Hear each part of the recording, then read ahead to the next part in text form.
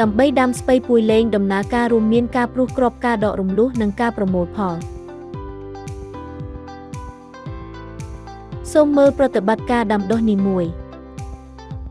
ថ្មីនេះការព្រុសគ្រាប់ស្ពៃពួយលេងគឺភាគច្រើនធ្វើឡើងដោយប្រើម៉ាស៊ីនព្រុសគ្រាប់ម្ដងលើរងដែលមានតឹង1 ទៅ 1,2 ម៉ែត្រដោយប្រើម៉ាស៊ីនព្រុសគ្រាប់ដែលមាន8 ទៅ 10 ជួរ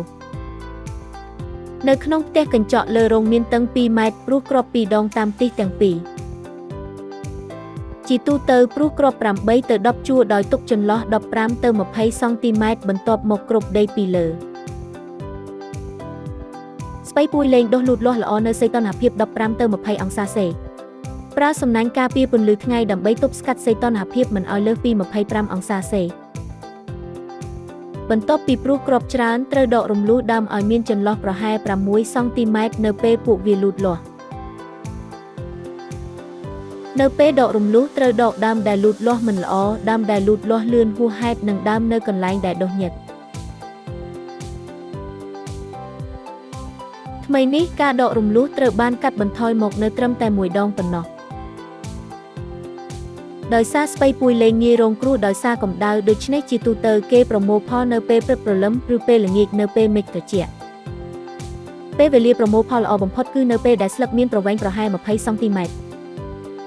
ត្រូវប្រើកណ្ដៀវស្អាតដើម្បីប្រមូលផលហើយត្រូវកាន់ដោយប្រុងប្រយ័ត្នព្រោះផ្លែវាមុត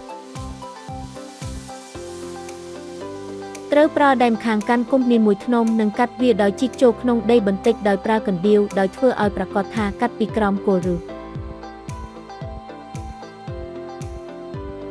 កុំកាត់ស្លឹកខាងលើគល់ឫសដាក់ស្ពៃពួយលេងដែលបានប្រមូលផលរួចនៅលើបន្ទះថង់ប្លាស្ទិកឬក្រដាសកាសែតដើម្បីកុំឲ្យប៉ះដីត្រូវយកដីចេញមុននឹងដឹកជញ្ជូនត្រូវយកស្លឹកដែលស្រពោនខ្លាំងពណ៌លឿងឬស្លឹករលួយចេញដើមដែលតូចពេកមានតម្លៃទីផ្សារទាបដូច្នេះត្រូវដកវាចេញ